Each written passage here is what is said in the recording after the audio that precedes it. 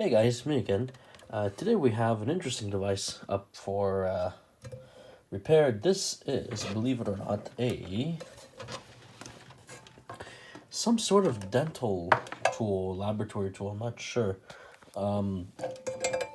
Basically this thing, actually I have the other piece with me right here. This thing powers a tool like this. This is a handheld tool, like some sort of drill or Dremel, I don't know. I didn't look too far into this, so I don't really know exactly what it is. We have a very simple plug here. I'm guessing plus minus ground. From the way this thing looks like, it almost looks like a MIDI plug. So for those who know what MIDI is, but it almost looks like a MIDI plug, but it's not, obviously, because MIDI has more pins to it. And then this is our handheld tool, and it has a good amount of weight to it. There's a motor here in the back that basically ties the shaft together and spins the shaft.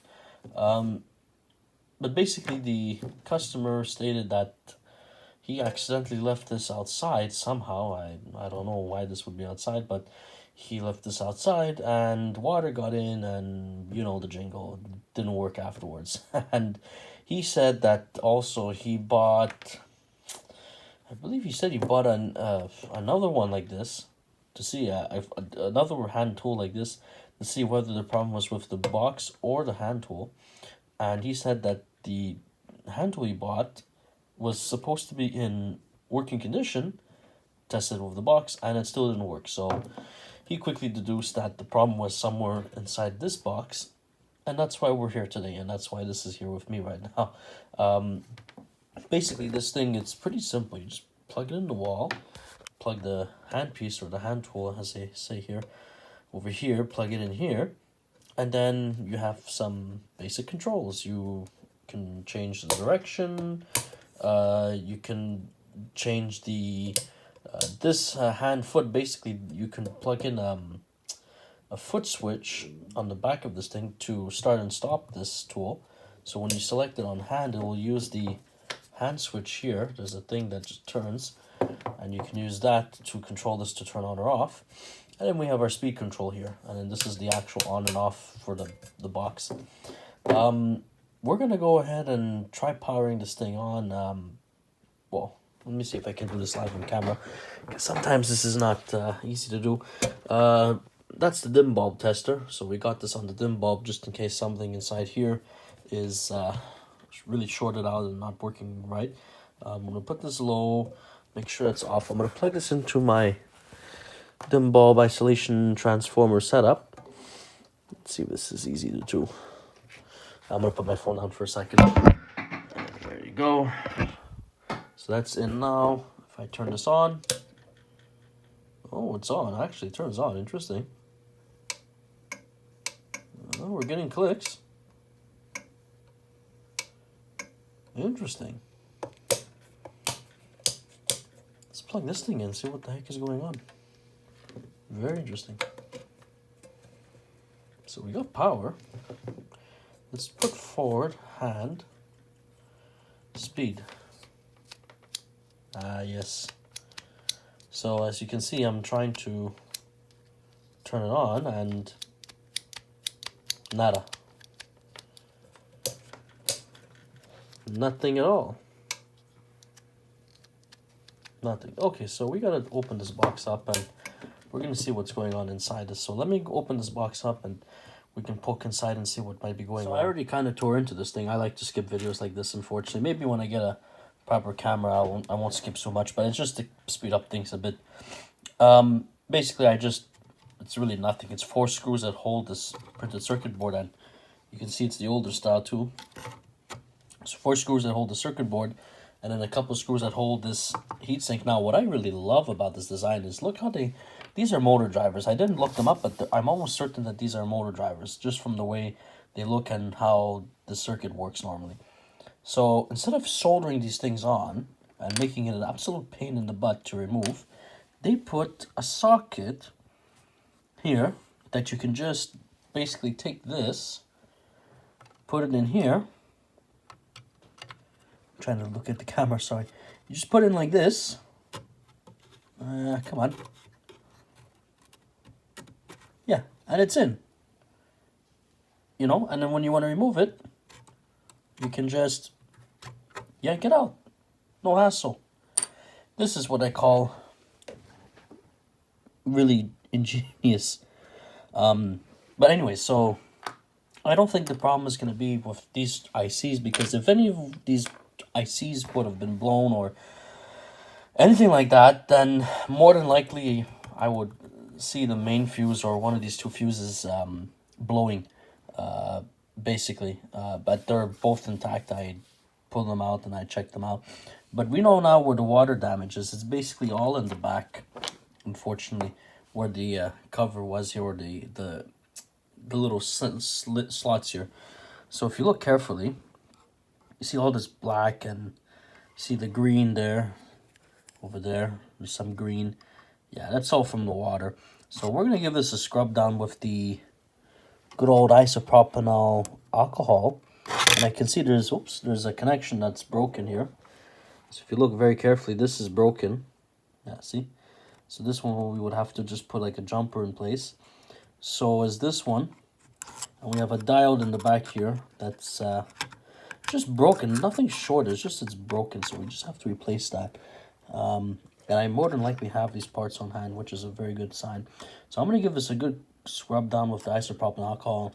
I'll come back and we'll see what we can do about this. So we are back.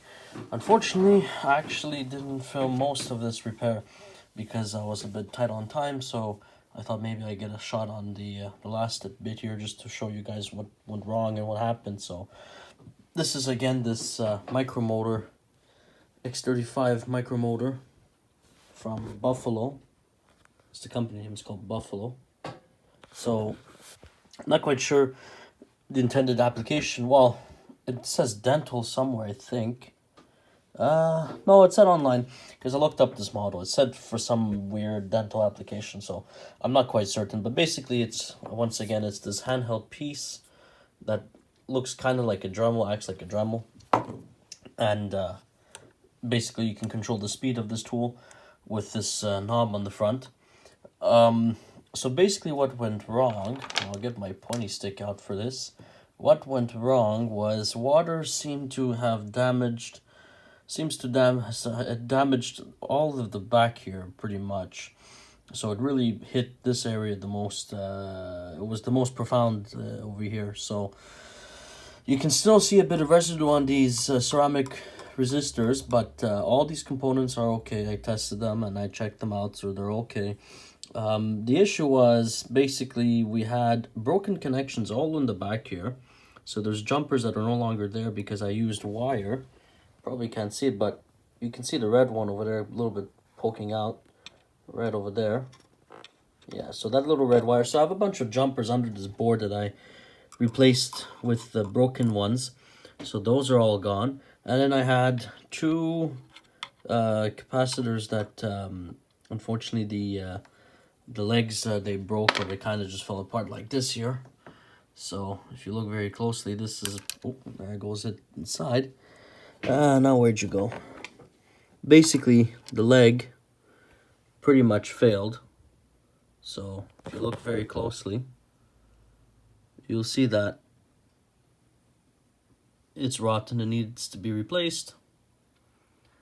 So broken. We had two of them like that. They're there now, the older ones.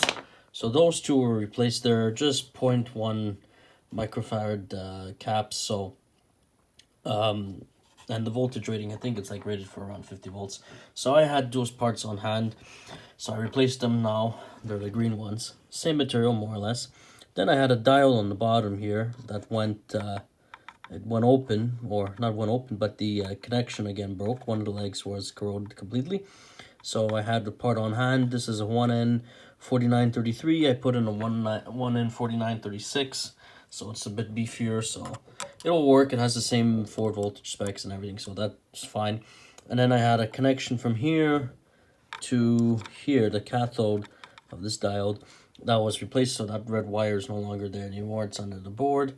And then these two ICs over here, these are actually op-amps, power op-amps, and it's basically working like a H-bridge for this motor. And the problem over here was on one of them, I was missing my supplies. So this chip runs on 36 volts, and I wasn't getting my 36 volts on this guy. This one seemed to be okay, but in this one it was missing. So what ended up happening was the actual socket, because it sits in a socket, the socket was bad, so I had to replace it. The old socket's here, actually. Yeah, see, so what happened was, because the water got in the back, and it just corroded and broke some pins off. So this one only broke one, but it did some damage. So this one, oh, what was this one, I think? Yeah, so this one was the worst one, I think. It broke off two pins, so that had to be replaced. And then what I basically ended up doing, actually, to fix the socket, I just basically took a normal IC socket, so one that you use for maybe an Atmega 328P or any 14-pin, 18-pin, whatever IC. I broke it up in parts like this, and then I just fit it to the size that this was, so basically 12 pins. So basically, yeah, I took one of these, cut it down to 12 pins, and I just fit it in the bottom. And as you can see, the clearance and everything is absolutely okay.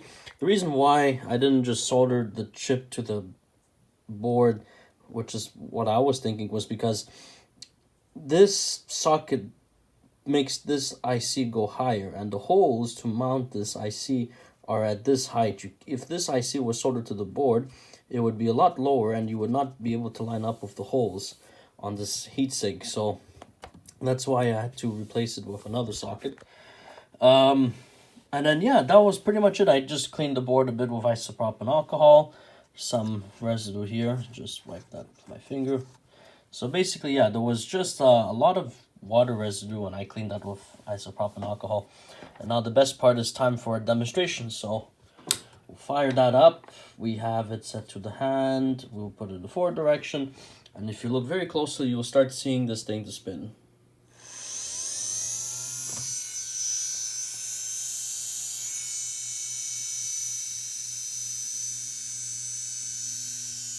And now it's spinning. If I hold it like this and kind of manipulate the camera,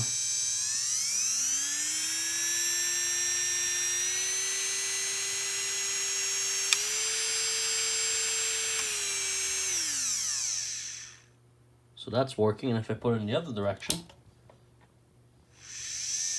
reverse works as well. That's reverse. And forward is here. So that's working. So yeah, this is back in operating order, and customer will be happy that I got this repaired. So I think I'm gonna leave it at that. I'm just gonna put the cover back on this thing and button it up so that he can come and pick it up whenever he wants. So yeah, if you guys like the video, please leave me a thumbs up. Put down a comment in the bleep bloop section below if this is interesting to you and you want to keep watching, and maybe you want to leave some feedback. Hit the bell so that you don't miss a new video when I upload one, and just, yeah, subscribe to the channel and do all that good stuff. So until next time, take care, guys. Bye bye.